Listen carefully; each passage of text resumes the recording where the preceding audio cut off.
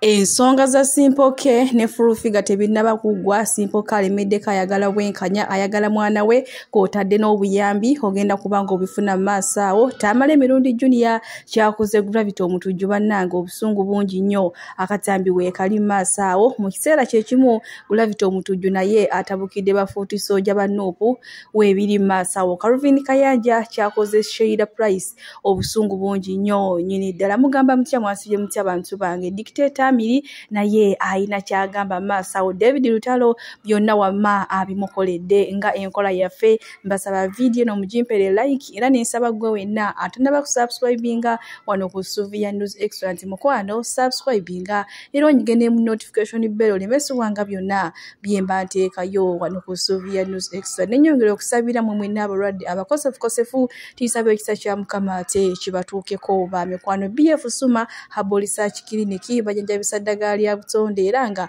bajanjaba endwadde zonna. Munange sigenda kulwisa era nga nkutandise ne gospel singer Levikson abangi gwe bakazaako The Man of God. Munange abadde awo ku comedy show ewa Alex Muhangi n'abuulira abantu n'abagamba bannange mukwatagane muleme okwewala. Nomanyi munange abantu nnaku zino osanga abantu nga bamulirwano bonna nga bapangisa wamu naye munange nga tebeera musa nga tebeebuuza nga bonna beeyisinganya nga babigo. Muyina maaso wano munange nga tumanyi nti n'omusajja wa Mukama endulu gy'osooka okukuba masakaniza obutagiwulira neniiba wajja giwulira. So guess what, singa muba mukwatagana ne bannammwe nze nsuubira y'ensonga lwaki Mukama nti atulese ku nsi is to love one another. Hallelujah. So that's my message. I feel like sharing it with you guys, but before I leave, waniko omukono gw'omwetu mubanga okusabira omukisa. Hallelujah. Bw'atyo ate omusajja wa Mukama oba omuweereza wa Mukama Levikson ababuulidde abagambye bannange lwaki mwewalana ate nga ne Bayibuli egamba yagala munno nga gwe weeyagala. Naye munange abantu ensangi zino bo ebya Bayibuli baabivaako dda beekolera byabwe ate bye baagala. Kale munange kibadde kigambo kya Mukama nga kyabaliisizaawo ewa Alex Muhangi ku comedy show ate munange wabadde azze okupafuminga. Kale bwe tweyongerayo era ne gospel singer ono nno nga we Nigeria omuyimbi Nakinku akuyimbira obuyimba bwa Mukama wamala ndi oli ne wabanga badde akugubye mu nnyumba n'owuliriza ennyimba z'ono omukyala oddamu amaanyi. Ono nno olunaku olwaleero ali mu Uganda era ng'enkya ku Lwokutaano ayinayo concert. Kale munnange abakowodde mugende mumuwagire. Muyina maaso wano nga nammwe ate abeegambira era ng'abagamba n'ebirungi. First of all, I want to thank Praise Exchange for having us here. They made it possible for us to be here in Uganda once again. Uganda, you are lovely people, you are amazing people, and you love the Lord, and it's always an honor to Ndowooza nammwe ate mumwewuliddeko ba mikwano ng'ayogera. So mugenda ate mumuwagire weekend ogiyingire ne mwoyo ogiyingire nga yes nga wasuze mu buyimba ate obutendereza Mukama. Takomye okwo awaanye Uganda, awaanye abantu be Uganda nga bali abalungi bali abalina empisa ennungi naye tonnaba kulwamu nnyo so obuuzaako nappi naye era yasooka n'awaana abawala be Uganda abalina zihipu balina obubina naye gye byasembekeriza nga ate akabanga we bamubbye essimu ye. Kale bwe tweyongerayo ewa Gravity omutujju ono nno munnange baddiya wenjogerera yakubye dda akayimba akapya yagambye dda ye endongo yagyewulira. Omanyi waliwo omuyimbi yayimba mbu endongo gy'ozaala abalala bagikoona abalala kwe bafiira kati ye Gravity omutujju atuuzizzaako nti ngyewulira. Munnange akayimba kadduse biti ate munaye kano kolero kalungi tekalimu byakuwemula so wali badde ogenda n'okanoonyaako ku mikutu gye gyonna kubanga kwe kali ku YouTube, Facebook ne ku TikTok maze okukolaba nga ate abaana batandise okukasaasaanya. Agambye bantu bangi bamu baagala omusuula ekigo naye tebajja kumusobola. Kale bwe tweyongerayo ku nsonga za Simple K munnange ne Full-Figure mabegakaawo nabalaterako nga Simple K alaaja n'agamba nti byaddala akoze ekisoboka kyonna okulaba nga addemu ayogera n'omukyala Full-Figure. Kale batuule balongoose ensonga zaabwe n'omwana we atandika amulabengako kubanga ye akyogera akikkaatiriza nti mwana we munna munnanga alemereddwa Full-Figure talabikako buli wabanga ayina watuuse Full-Figure ngajja abirinnya munnange ngeri gy'ayina kasente kati muyina wano maaso Simple K ng'ate nammwe abannyonnyola era bambi asaba n'obuyambi gwe wenna ayina ky'oyina ataddewo awo ennamba ye bambi osobola omuteerako kyonna ky'oyina mbu ye agamba okuva we yasisinkana Full-Figure obulamu bwe bwafiira mutya baganda bange abangoberera ku TikTok ne ku YouTube amannya Simple K mutima gwa Uganda baganda bange wenkoledde interview eno ng'embeera si nnungi ennyumba ndooza mugiraba gyensulamu ekamera tujja tambula neyo njagadde nkole interview eno mu ndabe by'okupangisa byantabukako n'ensalawo nzire mu kibira kya gavumenti nzimbe eyo nkubeeyo ensiisira simanyi ndowooza mundaba bulungi ndowooza mundaba bulungi banaye baganda bange oluvannyuma lw'okuva mu kkomera ebbanga litambudde lya mwaka gumu n'emyezi 3 naye nsaba obuyambi bwammwe bannabitone waliwo omusanyufu Full-Figure ye musanyufu okubanga ndi mu mbeera eno ey'okubanga mbonaabona kuli omulanga eri baganda bange bannabitone nange ndi munnabitone music muyina nsaba omuntu ankwatako edikenzo yonna gy'oli munaye muganda wange nsaba obuyambi bwobo onguliddeyo ekikundubaali negira nga nteekako ku nsiisira yange eyo omuntu yenna ali eyo ng'ogamba osobola okungulirayo omuti gwa sabbuuni yakawunga oba omuceere obulamu ne butambula bulungi nange nenva mu kibira Spice Diana oli mukyala ayagaliza ate ayamba ku bantu mama fina yonna gy'oli kimanyi olayika wanyibya naye nsaba onsonyiwe maama bannakusobya nsaba obuyambi bwo Edi Mezaya Donizera yonna gy'oli mukwano gwange obulamu bwakalubamuuko Asani Gema Kimbye Doni Pape Kakiri Mr. Nkosi baganda bange nsaba munnyambeko David Rutalo muganda wange nsaba obuyambi bwo Ingisaha Palaso kyonna kyemubeera musobodde baganda bange buli muntu yenna gwe sikonyeeko baganda bange alaba vidiyo eno nsaba ogisheyalinga ogitambuze anoonyako ennamba y'essimu eri 0787132368 munnamawulire yenna gwe bambi nsaba munkyalireko obulamu bwakalubamu Mr. Kachiri muganda wange baako kyonkolera Mr. Kachiri ate nga nkimanyi osobola okugikola nsaba obuyambi nange neetaaga okuvuga ku mmotoka obulamu okuddamu otereera kwambalako obulungi n'okulyako obulungi n'osulako obulungi funa timu nkola bigwe Kachiri awo Ivan Wanulaavu Honorable Nsubugafu baganda bange emundekerera Charles James mu America Miriam mu America baganda bange obulamu bwayonooneka Moses Katerege California baganda bange beera si nnungi nsabye nafukamidde mutima ne mu buntu nsaba laba vidiyo sijja kukola mpanvu naye nsaba bambi kitambuze toseka muganda wange alaba vidiyo eno wabula kitambuze kyonna kyobeera osobodde essimu weeryawo 0777132368 sigadde nze Simple K mutima gwa Uganda nsaba obuyambi bwammwe vidiyo yeyo ekifaananyi kyekyo gwayagala ofuna ekifaananyi ekirungi ojja n'okyalirako naye wobeera ojja bambi ofuna gundi ofuna gambuutusi enkuba oyinza oluusi okujja ng'enkuba yatonye ndimundako ofuna gambuutusi muganda wange bannange mubeere bulungi mukama abankumire nasanyuka nnyo ng'okusaba kwange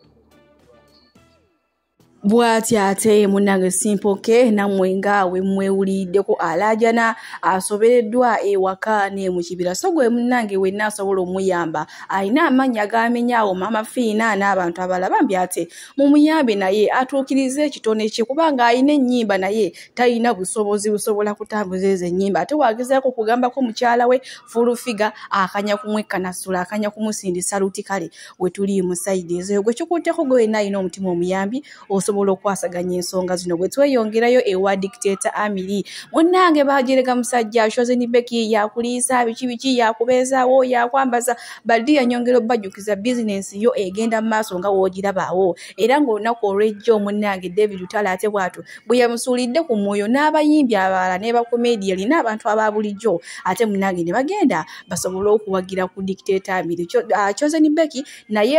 olunaku olwo lwe bajjugulayo lwennyini bannange yakola akatiisa Musa yaleeta abantu ne bali mmere ne bali ebyokulya naye ng'ate gwe tuli bwe tweyongerayo mu nsi y'Ethiopia bano nno olunaku olw'ejjo bayingidde mu mwaka omulala era nga babadde bali mu 2016 kati bayingidde mu 2017 bannange eno ensi ekuledda mu maaso oba ekuledda mabega era nga bayingira mu mwaka gwabwe ogwa 2017 munnange Davido eyabayingizizza mu mwaka wo nga woolabanga ebiyiruliro wamma bivuga zifireworks leka munaye nga balaga ate banyumirwa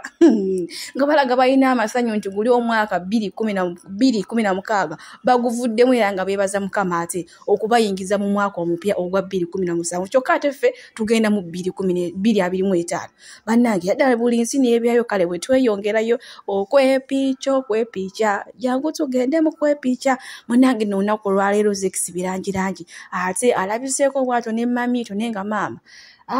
n'ebyokwogera ndowoozaawo mba nkendezaamuko ka speed byo sirina mbufunze kale bwe tuli mu kiseera kyekimu Sister Junior muyina mu maaso wano bannange kyakoze gulabitsa omutujju agambye munnange bo bajjeeko akabamba bugazi oba akabamba bugazi ate kiki amutabukidde mbu wano yagenda n'awagira ekibiina kya NRM abantu nga tebakyagala kibabonyaabonyiza kibatulugunyiza ate n'amala n'akola concert kyokka ng'asuubira nti ajja kufuna abantu munnange muyina mu maaso wano Sister Junior nga amususa bitya muyira bwino ku bwino manyono ye tanywa guteese mbufunze aho gamba apama mulunye ne muluzisi bannange muyina maaso abantu balina ebibaluma tobiricognizinga abantu balina ebibaluma bye batwala very important by the way teri muntu agenda kujja mu concert yakuwagire ng'omwana we talina fees teri muntu agenda kujja ku concert yakuwagire nga abantu twabagoba wali munema abantu bagoba mu Ntobazi amafactory gali mu Ntobazi that contradiction if buli omu ave mu Ntobazi if it is a law let everybody live wetlands negende emunyonyo abagagga bali mu kuzimba mu Ntobazi ate bano mu bagoba abanaku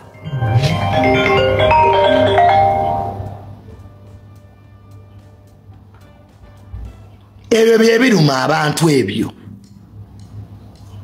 the law should be universal etteeka lina kubanga likola buli wamu not selective kati mutegeke concert ku busungu buno ekyokuli abayimbi mulidde nnyo sente za gavumenti bw'oba ogeze wa President Museveni n'akuwa ng'oli bulungi abayimbi muli bagagga on taxpayers money nawe kakkanamu ogambe naye bannange gavumenti yampadde sente kati bano ba ordinary people kambaleke there is a lot of money bapromota bafunye abayimbi mufuna abantu mubeesonyiwe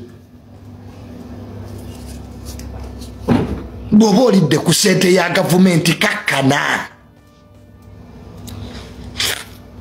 abantu tubeesonyiwemu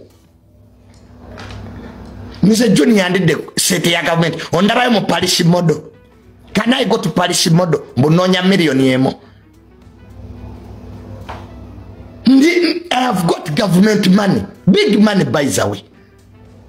abantu nembeesonyiwa kati ebyo biparish model sirinyayo bannanga abayimbi mwesonyiwe ku bantu gwe muba mulidde ku sente ya gavumenti ne muzimba ku mayumba abamu emmotoka muvuga nnene abantu bali bubi mbaleke let us not force people to watch us by force negwe embeera eri mu Uganda gwe togiraba the people are not happy gwe oba oyagala kulaba Uganda linda sawa 12 olaba abantu abatambuza ebigere okufuluma Kampala everyday people are moving on foot batambuza bigere omutaina na 10 lumoza waka kati you think that one is happy temwogera nga batali mu Uganda let us not talk as if tubeera mu America we should recognize that there are people who need help financially economically they are there bwati ate sister Junior munange bwasabudde kulavitsa omutuju naye wegenereza ebintu byayogedde ebimu bituufu kale ebimu asabudde naye ng'ete ebimu birimu eggomba kale bwe tuli bwe tweyongerayo ne Sheila Price munange kati wakayitawo ennaku wazinda bezo bbiri zokka munange yagenda n'asanyuka ku page ya TikTok ng'apostinze ng'alaga nti no abakoze eki bamusurprise n'emmotoka bannange Calvin Kayanja kyamuluma Calvin Kayanja yakirinako n'obukakavu agamba muno Sheila Price emmotoka yabyepangira byonna ndooza ng'alina byayagala okulumya ayinza okuba yali ayagala kulumya mujja wezali kale ogenda kubanga obifuna maaso awo nze munzikirize badiyamba siwulire wano omukama abankumi naye Calvin Kayanja kyamuluma emmotoka ya Sheila Price ene ya surprise sigisanze wakalungi motors wali ku Pine ng'epaakinze erinda mulala mitwalo 10 olunaku ne bana mwe mugenda kutwabya emitima ebyo ebintu bye mwetega bantu mwe mugenda kutwabya emitima abaana ab'obuwala buli kimu kati mukyetuusaako surprise muzeekolera ne weesuula n'eddalu n'ogweri n'obanga atabimanyi naye nga n'akufuuyira omulere gwe yamusasudde nojja weekubya emizimu ndi bakuwadde emmotoka naye ng'ate gwe yagipangisiza tugenda okulaba emmotoka amannya geerimu nga ga bondi eyakuproposingidde bondi ekwana bondi ekwana ate mulekerawo okukola ebintu ebyo Sheila Price mulekerawo okukola ebintu ebyo mugenda kutukutula emitima nze nalabako omuwala yasanga omusajja mu takisi tamanyi na gyalaga tamanyi na mannya ge n'amupangisa amutwale ku mukola amuweese ekitiibwa oli yasanga kuno omusajja ku TikTok n'amupangisa amuweese mbakadde b'ekitiibwa n'amuteeka mu buli kimu kyonna n'omutwalo gwa maama gwa taata n'ekkanzu ya taata n'enkoko z'abako mumumanyi yatundanga amataka sima bye yaddamu kati bwe muba mutuuse ku seeri eryokuba nti muvudde ku kutwala abasajja ku bukole mubateekamu esene mwawukana enkya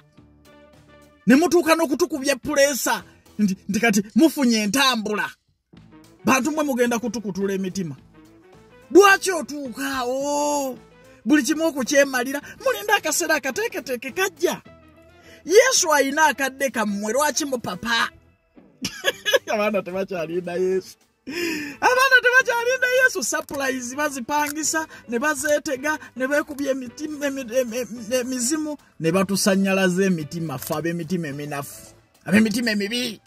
ne tuzimba ffe bali ku bigere nga tuli ba beautiful girls abalinda abasajja okutugulira ne tuggwamu omwoyo ne tuwankawanka kati emmoroka eri wakalungi motors epaakinze erinda mulala era bw'oba naawe gy'olingo yoli omugagga ayingiza lunaku oba emmoroka ogitwala mu mikolo gy'abasamize oba ogitwala mu gyakwanjula oba ogitwala mu kyaki kasita ye ayingiza 10 y'olunaku kale baganda bange nga tuvudde mu by'okwetega bawana abawala bye batandise okutubya emitima pulesa mwana muwala Sheila Price nkutumiddeko yonna gy'oli mitima gyasula gitwewuubye naye nze nzikakkanye nzikiriza kaninde Katonda lwalinjija ku bigere kuba olaba n'aba surprise emmoroka zazzeeyo dda mu makampani kati Sheila Price nakutadde obulako kimu kutwala musajja mumale okwekubya ebifaananyi adde gy'alaga nze musawo Namaganda Sylvia era nga ndi musawo omutendeke ate era nga nkola n'ekitongole kibayita Bright Future Superior Unique Manufacturers ebirungi kikola eddagala erya habo nga lirya 100% natural alina osteoporosis alina rheumatoid arthritis alina ebirwadde ebiri mutawaana bya joints omugongo afunye accident bannange byose byenjawulo kaddio kitegeeza omutima fasitula kitegeeza era olina omuntu takyajjukira ebyavudde oluusi yeerabirayo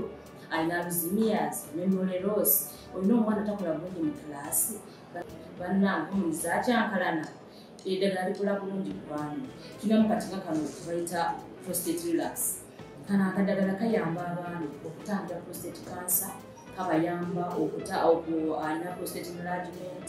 bannange olina kansa atandiikiriza ali mu stage esookuba eyokubiri mugambe oba sisitawo oba bratawo oba mukwano mugambe ajja kuyisa akadagala kafe kano tagenda kuddamu kulowooza kwebyo ebirwadde enkwaso ze tezimala kamuyamba okuyingiza enkwaso ze okukyawo bannange tuna expowerman wabanga alina enkwaso ze tezimala kano kayamba okuyingiza enkwaso ze afuna premature ejaculation waba tuse mu kisaawa amala mangu kano kandida oba in harmful bacterias